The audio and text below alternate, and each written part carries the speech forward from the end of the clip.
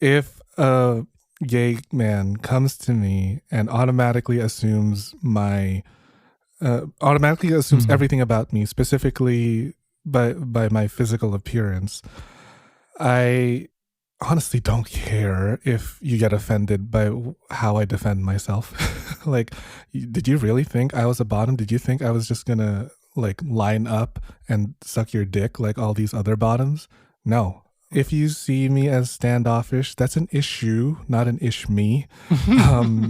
Like, I gotta write that down. you know, like, yeah, do it.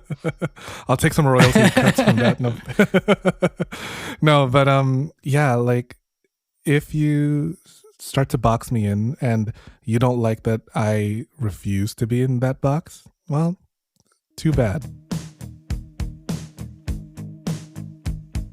Hello, my name is Kay Anderson, and you are listening to Lost Spaces, the podcast that mourns the death of queer nightlife. Every episode, I talk to a different person about a venue from their past, the memories they created there, and the people that they used to know. This week, we are talking to Tim Lagman, a certified sex educator and pleasure advocate based in Toronto, Canada. He is also the host of the Sex Ed with Tim podcast, where he interviews sluts, his words, not mine, from all walks of life and delves into the good, the bad, and the stinky sides of love, sex, sexuality, relationships, and more. And where did he get so damn knowledgeable about all of these things? Well, it was out in the club. And he credits Fly 2.0, which was in the heart of Toronto's gay village and was opened between 1999 and 2019, as a place where he learned the most about himself and his community.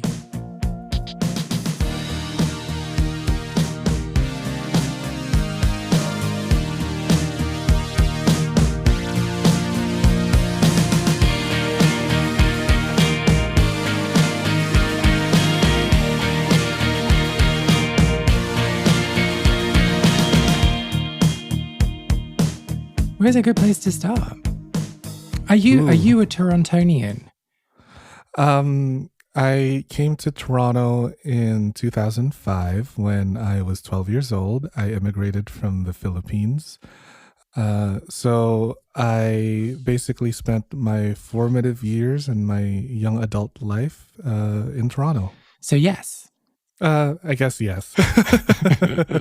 I would claim my identity as a Torontonian and as an official Torontonian, yeah. So like all of your experience in like coming out and going out on the scene and like doing gay shit, that's been in Toronto. Exactly. It was like the village. It was being surrounded by queer folks of all backgrounds.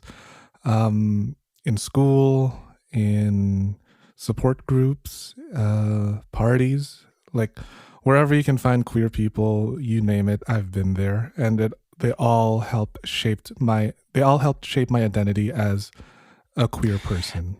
And so, can we talk quickly about the village? So I've not been to Toronto ever, but I've talked to a lot of people in Toronto, and the overriding feedback, that's not really what I want to say. Overarching, yeah. Yes, the all-encompassing feedback I get about the village is that it's full of white, cis male, kind of that really tacky early 2000s stereotype of what a gay person is. Is that your experience? Yes, it's exactly that. Yeah. So what is that like then? Well, sorry, just to be like, let's talk about you being non-white. Sorry, but like, no, it's part of who I am, right? Well, yeah, but it's not like the only thing, and it's the thing that I'm jumping into straight away. So I apologize for that. But yeah, like, no, it's totally fine. Like, my experience in being in that environment, because I've not been like the conventionally good looking or fit. Oh, stop. You're plenty handsome. No. Yeah, no. But I'm not like, of course I'm handsome. I know that. But I'm saying I'm not conventionally handsome. The conventionally, like the ones you see on the magazines. Yeah. Like that's just not me. And so like my experience in those kind of spaces with those kind of people is like, I don't fit in here. I don't, I can't be here. So I'm just like wondering what your experience was, and that being the most visible gay place, for want of a better word, to go. Was that like weird, or did that not factor into the way you navigated those spaces? It was definitely marginalizing, but my experience in that space is a little more nuanced than traditional experiences. And I say this because I basically swan dove into the gay scene because I was a sex worker. I had to keep up with appearances, and I had to fit in a certain aesthetic to be quote unquote accepted into these queer spaces. So like, I guess if you look at pictures and whatever I can find, like from way back when in my 20 to 24, when I had like the 6-pack and I had like all the boys fawning over me, I was like embraced by that community, but for the wrong reasons. Because they saw me as like a sexual service person, like they wanted to hire me for sex. And I feel like that was not enough of a criteria, to be accepted. Like, why can't you accept me for who I am? And like, this is me just internalizing. And I was like, I was heading to the club, and I was heading like in the village. I was like, flaunting, I was peacocking, like, hey, hire me. And I really did obtain a lot of clients, but to be accepted specifically for my looks and my sexual prowess was, it sounds really like, oh, your life isn't so bad, but like also it was a little difficult to be like, they'll have sex, they'll pay, and then that's it. But internally I'm like, I kind of want to have a conversation too. Like, can we get to know each other a little bit before you go and find someone else to fuck? Like, please. But yeah. But did you wait. So this is not the thing that I need to be focusing on in this conversation, but I'm going to ask it anyway. Were you the needy person after sex with people who were paying you? Internalizing it, yes, but I would never say it. Oh, okay, so you did. Okay. I'll give you 10% off if you talk to me for half an hour. Yeah. Like, truly, I would have been like, please just like talk to me and tell me about your life, and then you can go, and then I'll give you a discount. but it makes total sense, because it's like this. Like you're obviously choosing to play that role, and you're like deciding that this is what I'm going to have to do in order for this to work for me. But then like, you can't do that all the time. Like, you can't do that permanently. And there just becomes this moment of disconnect, doesn't there? Where it's like, what is even going on? Who am I? Oh yeah, fully agree.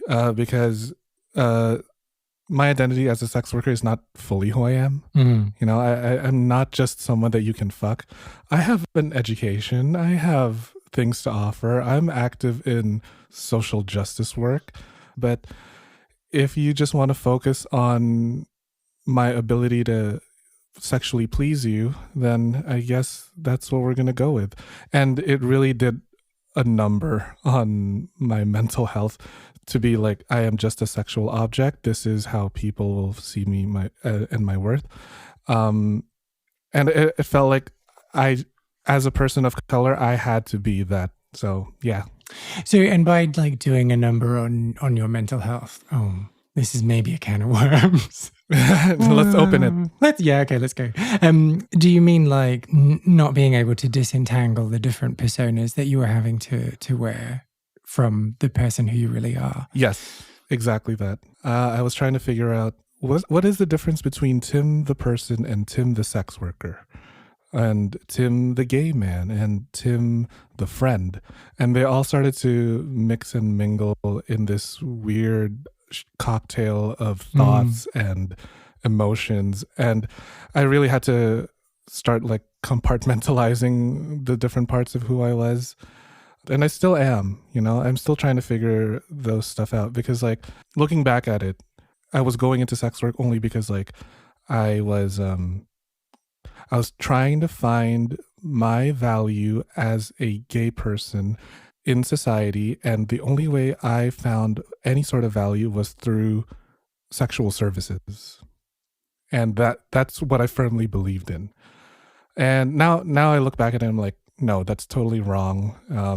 I am a valuable person, and I deserve to take up space here just as much as any fit white person. And like, this is where I belong. This is my community. Let me be a part of it. Like, so how did that happen then? Like, how did you get into the sex industry? I had a pimp who was very, very kind to me. She, yes, a woman, she hired me, and, she would take 10% of the cut, and she would give me a bunch of assignments to go to. And most of the clients were like really in like the top 1% of society, CEOs, presidents, and business owners. And yeah, like I would be having sex with basically like a different client every day for at least a year. And that was like, I have to work. I have to work on my body. I have to diet. I have to mentally prepare myself for my next shift and get the money and call it a day. And so like, what age were you then? And like, how much experience had you had in the gay scene at that point? So I was escorting full time at around 19, 20, 21, around that time. And then I fell out of it and started doing it part-time because I had to go back to university. And I started doing it part-time when I wasn't in class at around like, until I was about 24. And it was around that time when I was no longer working with my pimp that I started to find clients on my own, which is how I ended up in the village.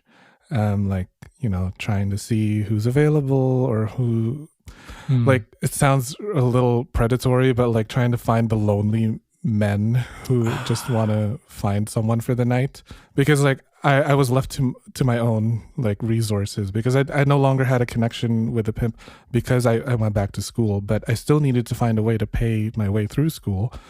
So I was like going to the village after class to see who wants to have sex with me and who's willing to pay for it. And then after that, all that money goes towards my tuition and my bills and everything else. So how does that conversation go? So when I was on my own, I would approach them and like, I would genuinely strike up a conversation and see like how they are, like do sort of like screening and like a character assessment. And then I will have to be honest and disclose the fact that I am an escort, and then see how they feel about sex workers, because sex work is still shamed even today. So I want to see how they react to me disclosing that I'm an escort, see if they're open to it, and then we can start to negotiate. Like, I would never hide the fact that you're going to have to pay me to have sex with you. Like, I feel like it's very dishonest to just like have sex with a person and then only after the fact that you've had sex, then you have to say that you're an escort, so you need to pay up. That's like very vile. So I had to disclose it up front. Yeah. Oh. You would not believe that. Yeah. Like a lot of my white escorting friends would do that, and they can get away with it because, they're white. They're like, oh, okay, that was fun. So here's some money. And I really liked it. But for me, I kind of have to work a little bit harder, because I didn't have the resources of my pimp. It was just me. I was already starting to like gain a little bit of weight from the stress of going to university. And like, I had to really navigate these uncharted waters on my own. And you coming out, and then like, when did you come out? 21. At 21. But Very young. so like when did you come out to yourself though? Because if you were working. I guess for me, coming out to my, at least for me, I define coming out as coming out to the people closest to me, which was my family and my friends. I mean, I had an inkling of being not straight at least around 16. I was still in high school, and like I know I have these feelings coming up, but I wasn't really confident. Like, am I bisexual? Because I did have like girlfriends and I dated them, but you know, I also have feelings for men. And then it wasn't until I was around 21 that I like solidified my identity as a gay man. And like, it was actually on my 21st birthday where I came out to my parents first. I told them, Mom, Dad, this is who I am. You can't be mean to me because it's my birthday. It's my birthday, exactly. But the funny thing is they were very, very relaxed about it. And like coming from a traditional Filipino Catholic family, I would have never expected that from them. Yeah, I would have never expected them to be so progressive and laid back. So I was actually on the verge of tears, like really crying and like, Mom, Dad, I'm gay. Like, please love me for who I am, no matter what I am. And then they're like, son, we love you. Thank you for telling us that. But can you please come upstairs? The pizza's getting cold. So I'm like, oh, you care more about the food than you do about your son. Okay, great. Were you like a smidgen let down that it wasn't more dramatic? Yeah. Yes. I kind of wanted like my big gay entrance, you know? I wanted like a drama. Like some I wanted friction. Yeah, I wanted curtains and I wanted feud. But now it's like, I really like the fact that they kept it so mundane. And I wish that all coming out experiences were as, you know, uneventful.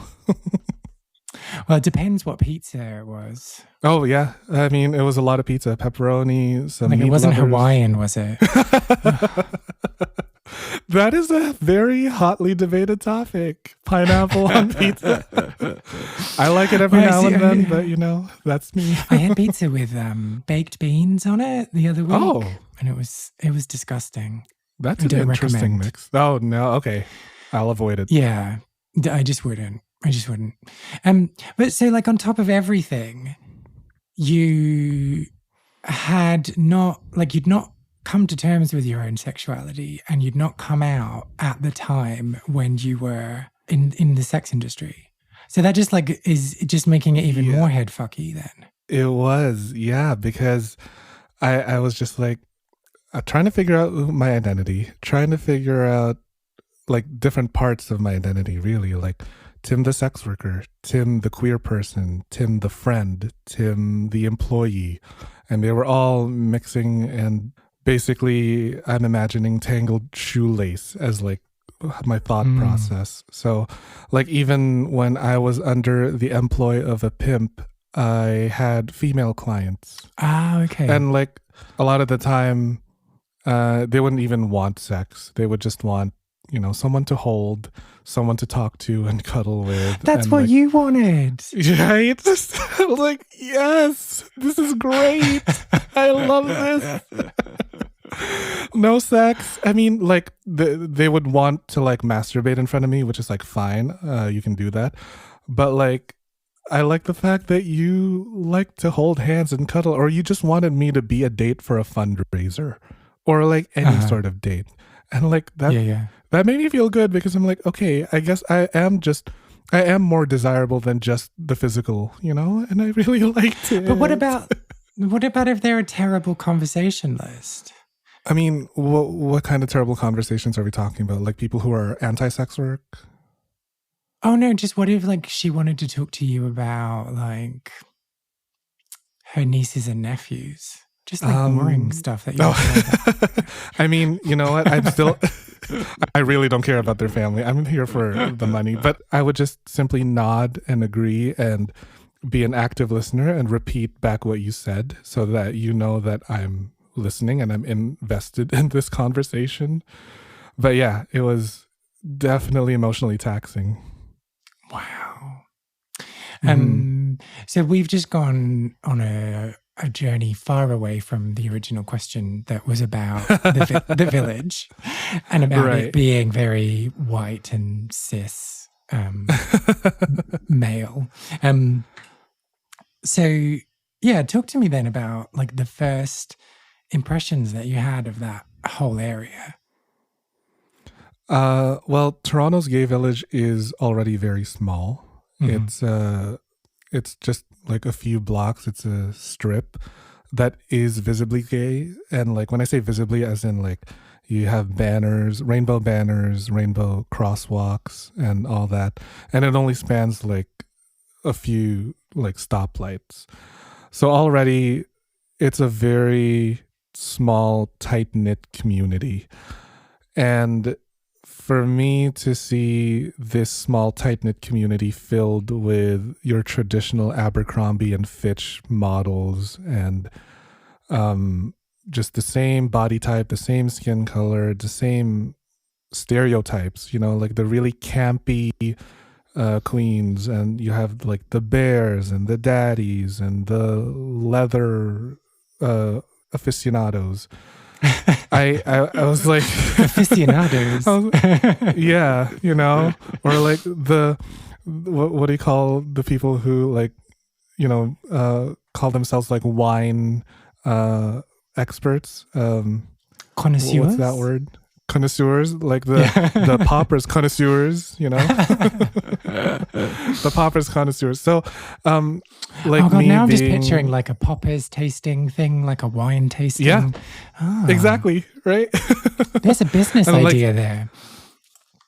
Oh, anyone listening to this, do it right now. Give me and Kay a portion of the cut. Yes, give us. No, but like you could do it like, and then, you know, the best way for this bottle of poppers is to hold it in your nose for 5 seconds. Yes. Now everyone take it away. Yes.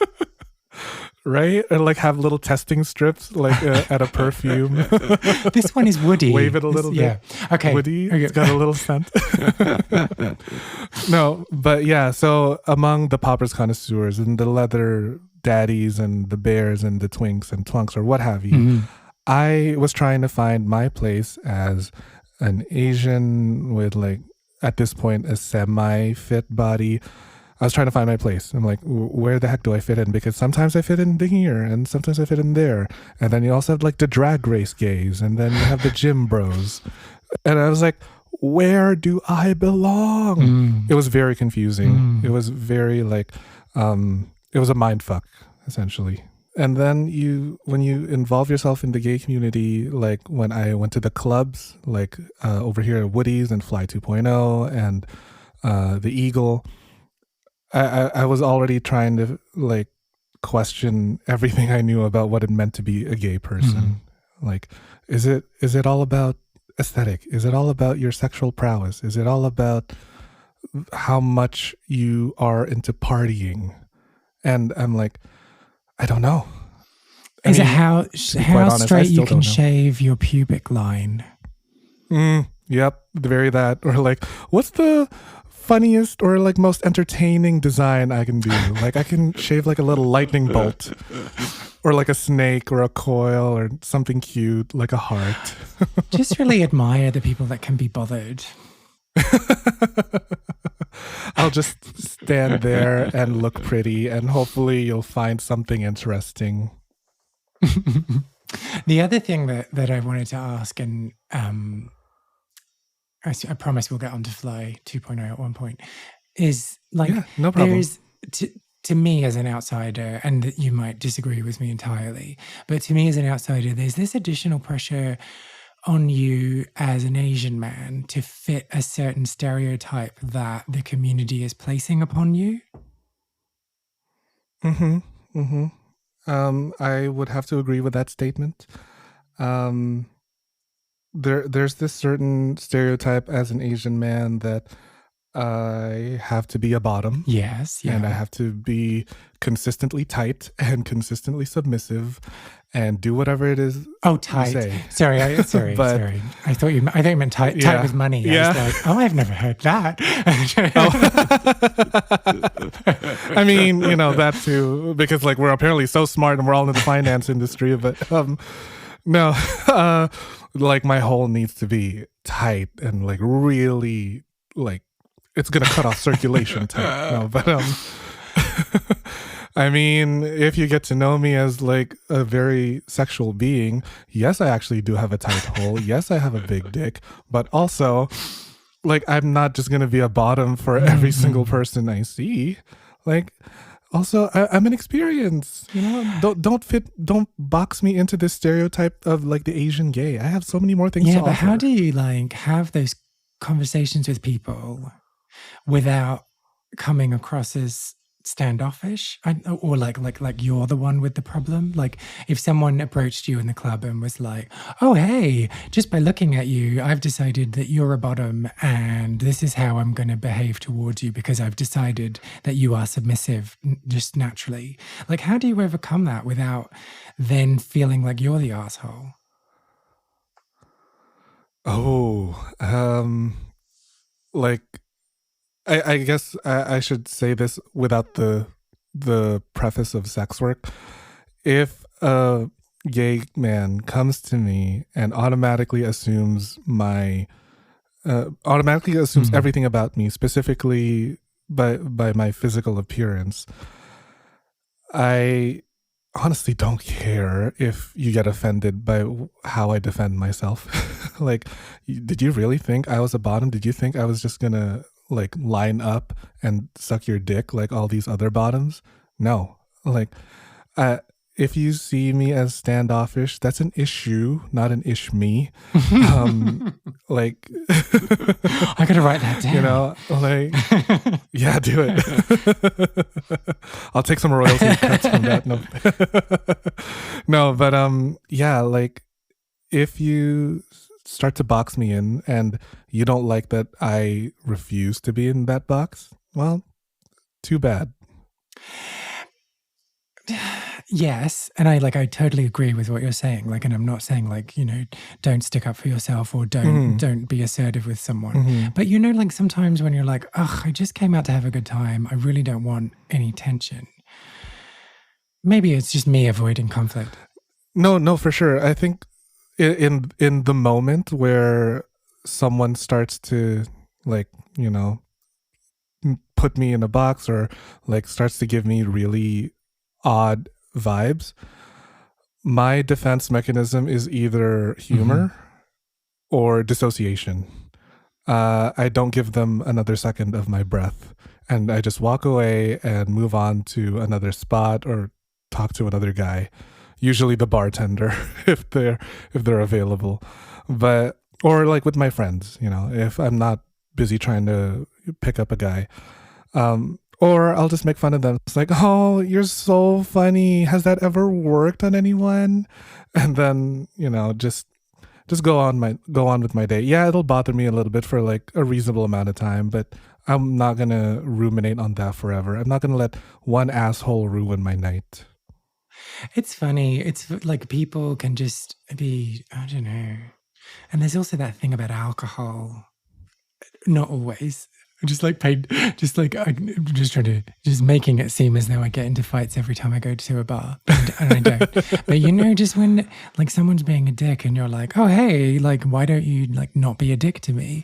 And then they're like, oh god, lighten up, have fun, like what's your problem? And then suddenly you're the problem. I just fucking hate that. Yeah, I agree. Like, like why was it all of a sudden the responsibility on me to be the nicer person? I just wanted to drink and be quiet. I just wanted to be left alone, and then you come off with some really off-color comment. Like, really? Now I have to be like, do I approach this with aggression? Do I approach this with a little bit of kindness and compassion? Do I make a scene? I don't know what to do. But now I have to be like, okay, time to teach another man another lesson. Yeah, exactly. Yeah. And then manage his responses. Yeah, I have to like, you know, pick up on the social cues and like try to see if like, was it the alcohol? Was it the drugs that made you say this really upsetting comment? Or are you just genuinely ignorant and a dick? Ugh. I mean, if we're gonna have sex, I would rather a guy just say, "I think you're attractive. I'm drawn to you. I'm sexually attracted to you. Would you like to have sex?" Great. I'm so for it. You went straight to the point. There's no bullshit. You don't really uncover any sort of messiness about you. Like, I don't want to know your politics or your childhood trauma.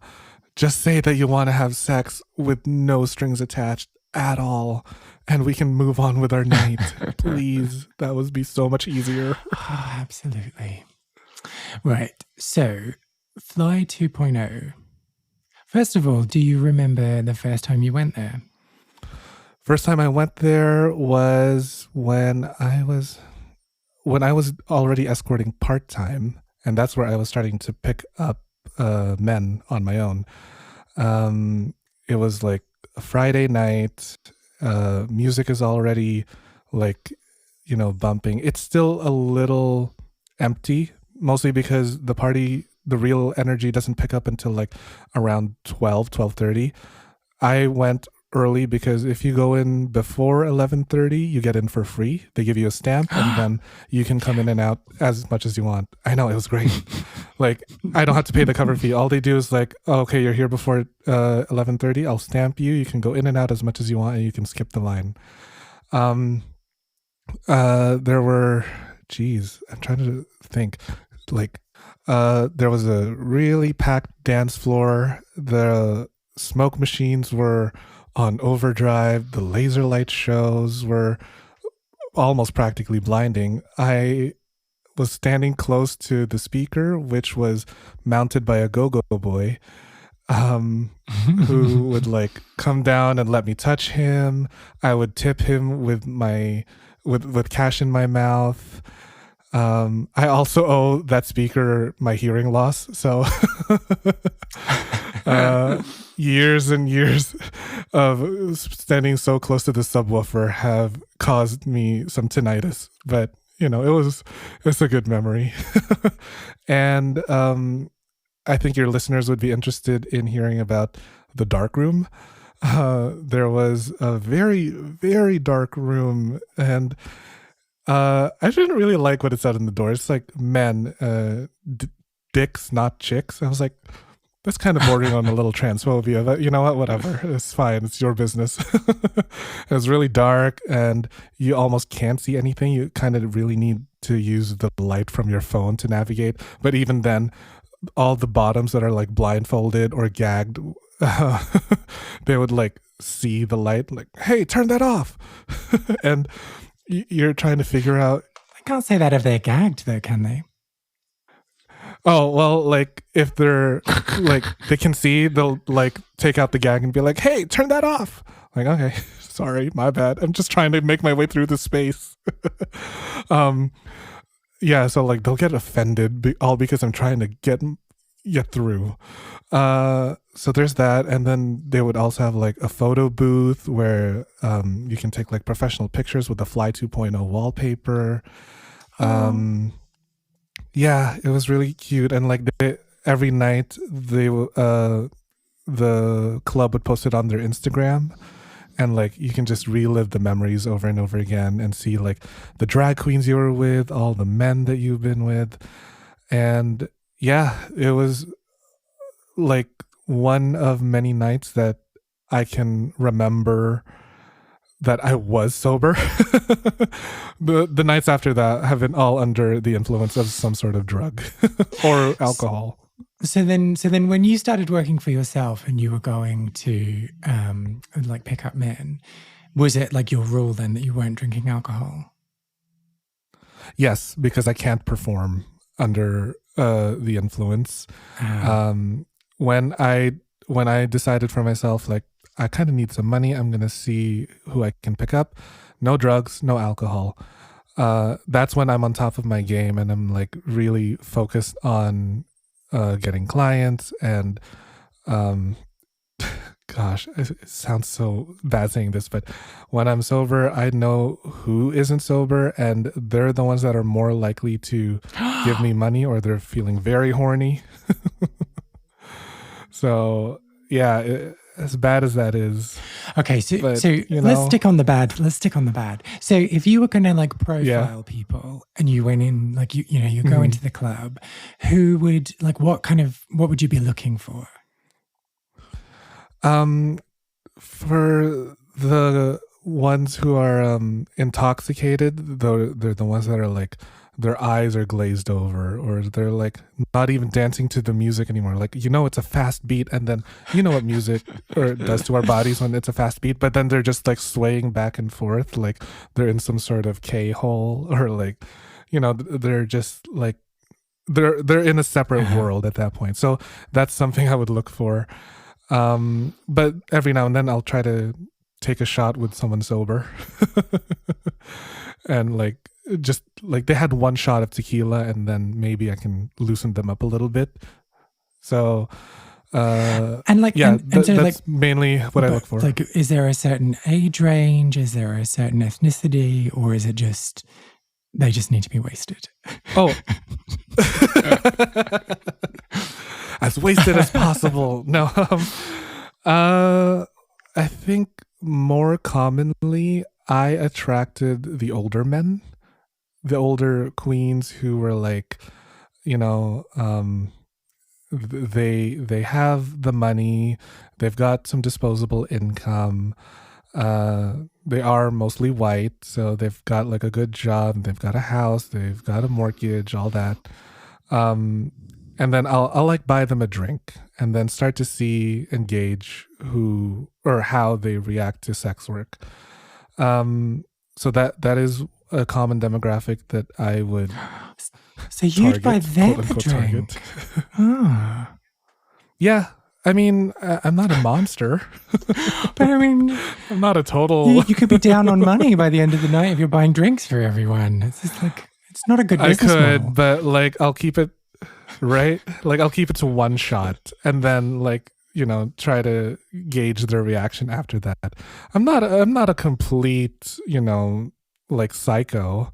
I'm a gentleman. I want to make you feel good and make you genuinely want to be with me. Okay. That's how you have client retention. Like, so then, would you be up for doing some role play? Sure. So if I was like, I'm the wasted guy, right? And you're going to like demonstrate to me how you'd pick me up. Okay. I don't know if I can act wasted though. I'm wasted. Wow, that's very in character. So, okay, we hear like,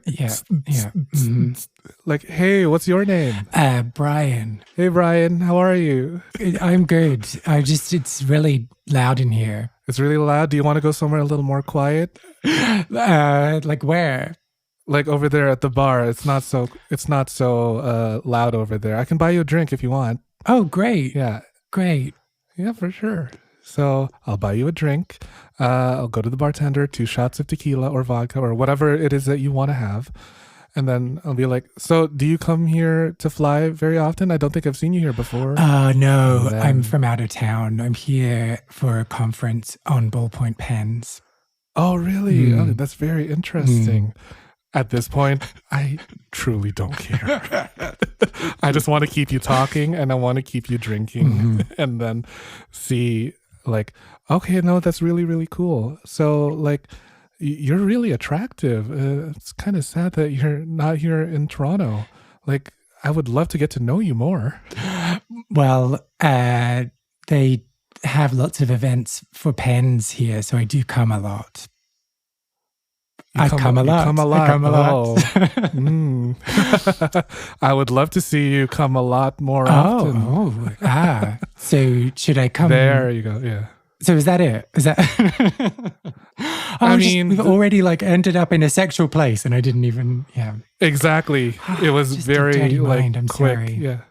Very quick. No, that's normally how gay men interact, right? It's just like sex is on our minds like what, every 9 seconds. So so that's basically what a conversation with me would look like if I'm trying to pick someone up. Like, I'm a gentleman. I want you to be genuinely interested. I don't want you to just see me as like, someone you want to fuck right away. Although if you do, sure. So, okay. So the thing about Fly 2.0, like for me, that's most exciting is that it was like this super club. It was like one of those kind of clubs from the 90s that are just like really big and sprawling and have different rooms and like people dancing over here and people like sitting on couches over here. I don't know. I just made up the couches thing. Yeah. But I just love those kind of clubs, which are just like an adventure. Which are, and they're all disappearing. Like those big clubs don't really exist anymore. But No, they but don't. so can you tell me, like, was it men only? Yeah, there are some women, but obviously it is, I would say, like 95% occupied by gay men. And how many of those have their shirt off obnoxiously? 100% of them. Okay, all right. So yeah, like they just came from the gym because you can smell the body odor that is coming off them. Yeah, because there's like a gym just like a couple blocks over. So like they're already on a what do you call those, like protein high kind of they're energized at that point. So they want to expel some of that energy from the gym and then to the club. Yeah, like they're all with their shirts off. They have those glow sticks on their necks. Literally every stereotype you can think of, they existed in Fly 2.0. Okay. So why did you like it? Despite my absolute hatred of the gay stereotype. I enjoyed Fly 2.0 because it opened a lot of doors for me in terms of my exploration in my identity. It showed me the highs and the lows of being a gay person. It showed me a lot of diversity within the gay community. It also, because I was seeking out clients there, those clients also showed me like different sexual journeys, which is kind of like a stepping stone into where I am now as a sex educator. You know, I owe a lot of my sexual experience to that location because of all the different men that I would pursue. So yeah, like while it does have its pros and cons being like the super club that it is, I overall enjoyed my time at Fly, no matter how much time I spent, because I can't even remember like how many nights I went there. A lot of the nights were like I did a line of coke and just started, partying. And those are the ones where the details are a bit fuzzier. Yeah.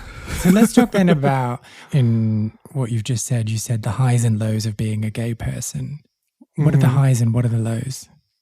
Highs being that there is a space for us. Like we are allowed to take up space. I enjoyed that we have a place that we can safely call a gay club, because, you don't really hear gay clubs, at least back then. Like not as mainstream as it is now. Like, oh, there's a gay bar or a gay club that is specifically tailored for gay men. So I really like that aspect. But the lows are what I would consider like the marginalization again. Like, yes, we have a gay space, but you dig even deeper into this gay space, you'll see the racism and the internalized homophobia and the transphobia, like on the sign, dicks, not chicks. That's where I started to be a little more discerning and scrutinize the gay community as it is now. And I was like, we can be better than this. We're not just, circuit queens. We're not just one size fits all. We need to be a little more active in helping the gays fit into society to be more accepted, not tolerated, accepted. And yeah, so it was in those little moments where I was starting to like come out of a coke high where I was like, hold on, something doesn't feel right. And I'm like trying to see what's going on with these gym bros and these leather daddies and all that stuff. I'm like, hold on, I'm having like a you ever get those creative juices flowing at like the least expected moment where it's like, okay, yeah, it was at Fly 2.0 where I had those moments. And then, but so what does better look like for the scene? And do you think that Toronto scene is getting there, has made any progress? I think what better looks like is having more gay spaces for us to be able to comfortably explore our sexuality and safely. Because those spaces are important to us. Like, yes, we are like, we're more than just being gay, but being gay is also part of who we are. And we need to explore that part of who we are in a place that is, non-judgmental, like will allow us to have harm reduction resources, which is in the line of work I am in now. And if I think Toronto is heading in that direction, I would have to say no, because mainly because of how much of our gay spaces are being taken away from us. And it really is like, I don't know if it's like a government budget thing or what, but like I'm starting to see less and less gay spaces. I feel like our government doesn't really care about the infrastructure of the village. I feel like they need to invest some more in this part of the city that is so bright and so full of culture and full of life. And for us to be thrown to the wayside is a little insulting. But I don't want to sound like extremely pessimistic. There are some people that are at grassroots level that are doing the good work, like me, for example. Like, I'm there providing sex education at the bathhouse if and when it opens up again. I'm there to provide a space where gay men can ask questions about anything sexually related, whether it be STIs or your body image or gay culture, whatever. And there's like a team of us that are working within the available gay spaces now, well, whether it be online or in the physical space, that are trying to, what's the word for it? There is a small team of us that are trying to help improve and save the available gay spaces in Toronto. So like nude beaches or bathhouses or whatever else. Yeah. I mean, I think like, I've been doing this podcast for like 2 years, and I probably should have landed on an opinion by now, and I haven't really. But one of the things that I think is really interesting, given, what we talked about earlier in the conversation about the village being a very particular type. So it's, again, like white cis men. I'm very critical of white cis men for being one. You and me too, girl. Like, you and me. They're just the worst. But like there is something about this moment in time that helps us to maybe just like pause and think like, what could we actually be doing differently? Because as much as the clubs that we're talking about, Fly 2.0 being one, like as much as they are kind of exciting and thrilling, like they're so exclusionary. They're just like, queer women, like non-binary people just are not made to feel welcome in those spaces. So like, wouldn't it be great if we got to a place where in like rebuilding or in reconfiguring, we are thinking about how to make these spaces welcoming and accessible for everyone, and not just those that might have more disposable income or those who like wax their nipples. Yeah, I would agree. I feel like that sort of vision of an all-inclusive queer space is, I don't know if I'm going to be able to see that in my lifetime, but I do hope that um, in the future, long after I'm gone, that it is Why do you think possible. you won't see it in your Um, life? it's not impossible for sure. Well, because there is so much work to be done, and like there, like it's not a But you're not race; like it's a dying like marathon. anytime soon. I mean, I hope not. I sound like an old crone. Yeah, I mean, like it's complicated, but it's also not complicated.